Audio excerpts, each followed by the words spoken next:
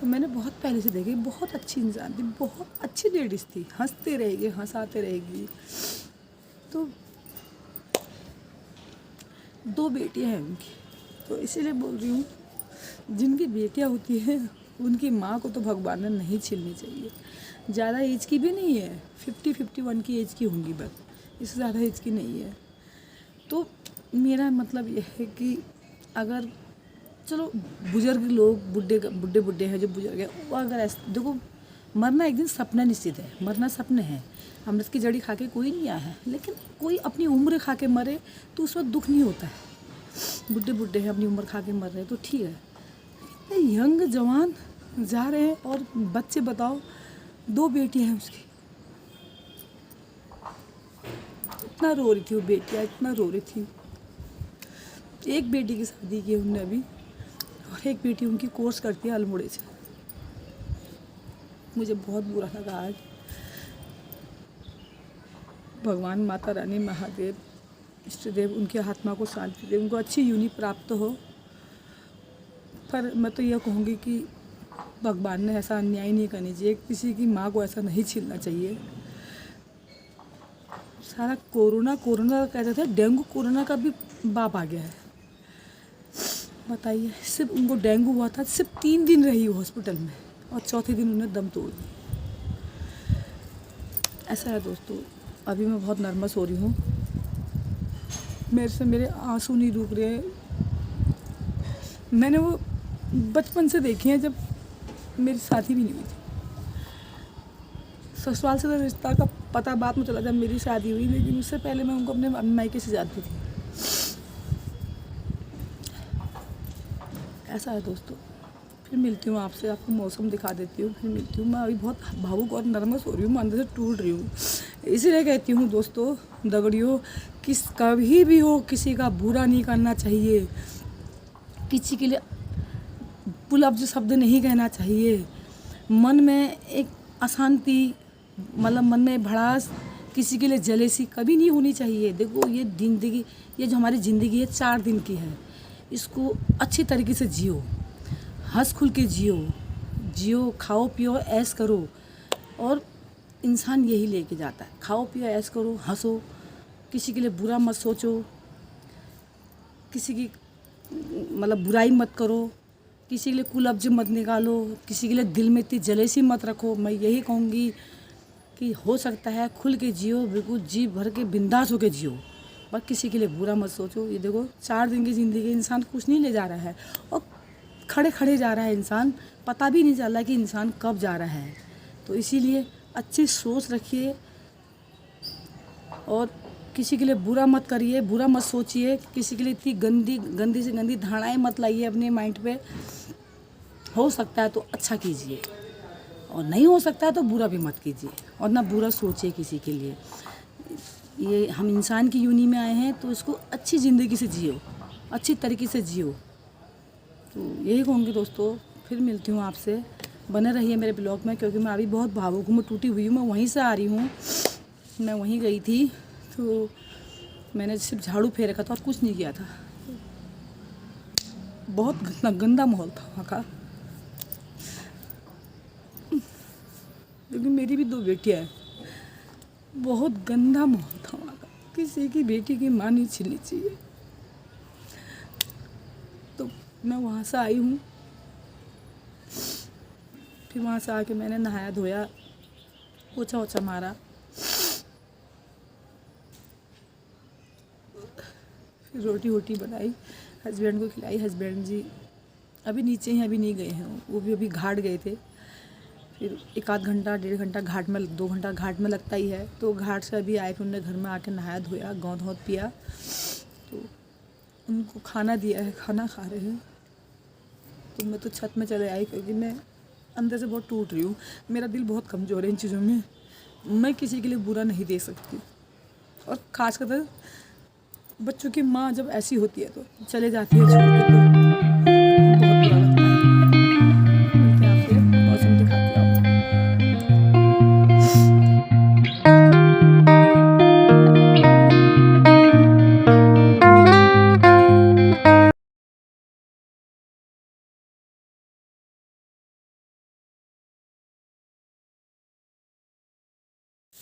माता रानी महादेव इष्ट देव के दर्शन कीजिए।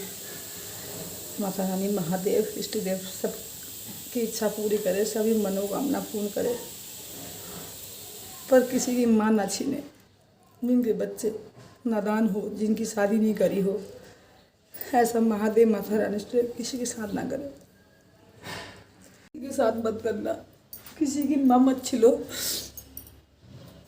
कार्य निप जाए तो कोई बात नहीं, अपने अपने जगहों में सेटलमेंट हो जाते हैं बच्चे, उनकी शादी हो जाती है, बच्चों को उनकी जगहों पे उनके पैर खड़ा कर दिया जाता है, उनका घर बसा दिया एक पल के लिए, तब तो चलो हम मान भी लेते हैं। और जिन्होंने अपना घर बच्चों की शादी नहीं कर रखी है, उनको उनकी जगहों में सेटलमेंट नहीं कर रखा है, तो उनकी माँ बाप छीन लेते हैं। नहीं, बहुत गलत है, तो मुझे बहुत बुरा लग रहा है। तो दोस्तों मैं नीचे चलती हूँ, मेरे हस्बैंड जी वेट कर रहे हैं मेरे, क्योंकि 11 बजने वाले हैं, वो भी दुकान जाएंगे। मेरे हस्बैंड नीचे बर्तन धो रहे हैं, खाना खा लिया शायद उन्होंने, आवाज़ आ रही है बर्तनों की, शायद बर्तन धो रहे हैं। क्योंकि मैं बहुत भावुक हो रही हूँ और मेरा बीपी लो होते जा रहा है, और मुझे जब टेंशन बहुत होती है ना तो मेरा बीपी बहुत लो हो जाता है। तो मेरे हस्बैंड तो चाहते हैं कि मेरी बीवी को टेंशन ही ना रहे, और मैं उनके सामने रोना भी नहीं चाह रही हूँ, क्योंकि माँ ही समझती है औलाद का दर्द। औलाद के साथ जब ऐसा घटना होती है, किसी की माँ छिन जाती है, तो उस माँ को भी दर्द होता है। मैं फिर मिलती हूँ, अपने हस्बैंड जी को दुकान को विदा करती हूँ। आप लोग बने रहिए मेरे ब्लॉग पे। तो मेरे हस्बैंड जी चले गए हैं दुकान को, और मैं थोड़ी देर सो जाती हूँ। मेरे सर में बहुत दर्द हो रहा है, सूझ के पता नहीं बीवी लो हो रहा है, और चक्कर जैसे आ रहे, सर में बहुत दर्द हो रहा है। मैं थोड़ा देर आराम करती हूँ, तभी कुछ हो सकता है। 11 बज गए हैं। अभी लड़की के लिए दिन में खाना ही बनाना है, स्कूल से आ गई तो थोड़ी देर रेस्ट करती हूँ। नींद नहीं भी आएगी तो कम से कम जो दिमाग में प्रेशर पड़ रहा है थोड़ा सा उसको कम करती हूँ। मैं जितना सोच रही हूँ मेरे को उतना सर में दर्द हो रहा है। फिर मिलती हूँ आपको लोगों को। तो दोस्तों 1:30 बज गया है और मैंने खाना बना लिया है लड़की के लिए, और अभी लड़की के आने का आधा घंटा है। मैं थोड़ी देर लेट गई, नींद तो नहीं आई, लेकिन झपकी लग रही थी मेरे को नींद की। थोड़ा यह है कि माइंड थोड़ा सा फ्रेश हो गया, लेकिन कुछ चीज़ें ऐसी होती है ना, बातें एकदम निकलती नहीं है, और मेरे माइंड में अगर कोई चीज़ फंसती है तो उसको निकलने में समय लगता है। तो अब मुझे तो उठना है, लड़की के लिए खाना भी बनाना ही है। तो मैंने लड़की के लिए खाना बना दिया है, मोटर खोल रखी है, मंदिर का पानी भर दिया है, और लड़की का आने का भी आधा घंटा है। तो बेटी आएगी तो अपनी बेटी को खाना दूँगी। 1:35 हो गए। तो बने रहिए मेरे ब्लॉग में। कल पानी नहीं आया था हमारे यहाँ, तो अभी मैंने 12:30 बजे से मोटर खोली है। बड़ी मुश्किल से आया पानी भी आज, तो मंदिर का पानी भर गया है। अभी यहाँ देख रही हूँ ऊपर टैंकी में पानी भरा नहीं भरा, अभी भरा नहीं है। अभी नीचे वाली टैंकी भी भरनी है, अभी ऊपर की टैंकी भर रही है हमारी। तो ऐसे है यार दोस्तों, वीडियो बना रही हूँ तो बना तो रही हूँ, लेकिन माइंड बिल्कुल फ्रेश नहीं कर पा रही है अपना, अजीब सा मन हो रहा है, उछल पुछल करती है। ऐसी है यार दोस्तों, बने रहिए तो देखते हैं आगे को जो भी होगा। 1:30 तो बज गया है, 1:30 बजे का मौसम बिल्कुल साफ़ है। बाकी जो भी होगा शाम को आप लोगों को दिखाते रहूँगी। कहीं को निकलूँगी तो जाऊँगी तो आप लोगों को दिखाऊँगी। और मेरा कल का ब्लॉग देखना, जो मेरा कल के ब्लॉग मैंने जो डाला है अपना, मतलब अपने यहाँ का जंगल पहाड़, क्योंकि यहाँ तो मैंने ज़मीन लेके मकान लगाया है। रियल ससुराल तो मेरा रानीखेत है, मसूरी गाँव। तो मेरा मायका यहीं है, मेरी पैदाइश ही यहीं की है। ज़्यादा दूर नहीं, मैंने आप लोगों को दिखाया है कि 5 मिनट का रास्ता है पैदल का, वो भी। तो मायका यहीं पे है, तो मेरी शादी भी यहीं पे हुई, बच्चे भी यहीं हुए, मैंने मकान भी यहीं पर लगाया, तो अपने मायके के आसपास नज़दीक। और वैसे ससुराल मेरा बहुत दूर है गाँव में रानीखेत, लेकिन ससुराली लोग भी यहीं को बस गए सब जितने हैं। ऐसी है दोस्तों, बाकी जो भी होगा शाम को आप लोगों को दिखाते रहूँगी। कहीं को बाहर को जाऊँगी तो आप लोगों को दिखाऊँगी घूमने के लिए कहीं को। फूलों में डाल रही हूँ मैं पानी। ये देखो यहाँ से यहाँ तक डाल दिया है मैंने। अभी 3 गमले लास्ट के और बचे हैं। ये देखिए कितनी प्यारी फूलों की बगिया है मेरी। किस किस को मेरी फूलों की बगिया अच्छी लग रही है कमेंट करके बताना। तो टाइम हो गया है 4:30 और मैं लौकी काटने जा रही हूँ। लौकी काट के आज मैं कहीं नहीं जा रही हूँ, ना पार्क जा रही हूँ ना कहीं जा रही हूँ। तो मैं आज जाऊँगी अपनी चाची के वहाँ। तो मेरी चाची जी को मतलब मेरी कक्या सास वो थोड़ी मेरे से गिला शिकवा है। ये है कि मतलब तेरे को 2 महीने हो गए हैं यहाँ नहीं आए हुए, तो क्यों नहीं आ रही? यहीं पे ज़्यादा दूर नहीं है तो तूने आना छोड़ दिया है और नहीं आ रही है। तो मैं जब से ये वॉक करने लगी शाम के टाइम पे, तब से मैंने चाची के यहाँ जाना बंद कर दिया था, क्योंकि मेरे से या तो वॉक ही होगा या फिर चाची के यहाँ जाया जाएगा। तो मैं आजकल रोज़ वॉक करने ही जा रही थी, कभी घूमने कभी पार्क में घूमने, तो ऐसे जा रही थी। तो कल मेरी कक्या सास का फ़ोन आया था कि मतलब तू यहाँ नहीं आ रही है और नाराज़ हो रही है मैंने कहा काकी नाराज़ नहीं हूँ, टाइम नहीं मिल रहा है, क्योंकि मैं आजकल शाम के टाइम पे वॉक करने चले जा रही हूँ इसलिए। तो आया कर कभी ना कभी तो आया करती। तो मैंने कहा ठीक है चाची। तो वैसे भी आज मन नहीं कर रहा है घूमने का, ना पार्क जाने का, वो मन में शांति टाइप की नहीं है। तो मैं चाची के वहाँ चले जाती हूँ आज। तो पहले मैं सब्ज़ी काट रही हूँ और सब्ज़ी काटने के बाद फिर जाती हूँ चाची के वहाँ। तो ये है लौकी की सब्ज़ी काट लेती हूँ, काट के रख देती हूँ। आके बनाऊँगी, आके चढ़ाऊँगी, 1-2 सीटी में बन जाएगा ये। तो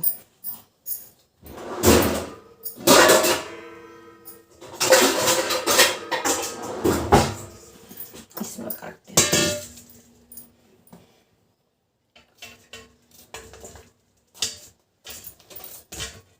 फटाफट काट लेती हूँ, काट के रख देती हूँ। आटा तो मेरी बेटी गूंद लेती है ट्यूशन से आने के बाद, तो आके चढ़ा दूँगी, 1-2 सीटी में बन जाता है। ऐसा है दोस्तों। सारी सब्ज़ी काट लेती हूँ। मैं जाने लग गई हूँ चाची के वहाँ और फिर मिलती हूँ घर आके आप लोगों को। बने रहिए मेरे ब्लॉग में। सारे कपड़े रखे मैं निकल गई हूँ अपने घर से और हेमा जोशी आ रही है मेरे साथ रोड तक। जब ये रोड तक आ रही है, पार्क को चले जाएगी, मैं चाची के वहाँ पे चले जाऊँगी। तो हमारा और इनका इतना ही साथ है आधे रास्ते तक। हमारी राहें अलग अलग हो जाएंगी, कल देखेंगे फिर कल मिलेंगे हम। दोस्तों घर आ गई हूँ, 6:10-15 हो रहे हैं। घर पहुँच गई हूँ मैं चाची के वहाँ से, क्योंकि आजकल अंधेरा हो जा रहा है। मैंने चाची से बोला मैं घर जाती हूँ, क्योंकि 6 बजे अंधेरा हो जाता है। जो मेरे साथ के वहाँ जाते हैं वॉक में, ये एक्सरसाइज करने के लिए, मैंने उनसे कहा था घर को जाओगे तो मुझे बताना, मैं भी आऊँगी तुम लोगों के साथ घर को। फिर वो भी मिल गए थे मेरे को। तो मैं घर पहुंच गई हूं और मैंने आगे आपको सब्ज़ी काटते हुए दिखाया। तो अब मुझे सब्ज़ी बनानी है, क्योंकि मेरी लड़की 8 बजे सो जाती है। तो दोस्तों इस ब्लॉग को यहीं पे एंड करती हूँ। आई होप अगर आपको मेरा ब्लॉग पसंद आए, अच्छा लगे, तो प्लीज़ लाइक और सब्सक्राइब मेरे चैनल को ज़रूर करना। कल मिलते हैं आपको नए ब्लॉग में, नई सुबह की, नई किरण की, नई उमंग के साथ। तब तक के लिए बाय।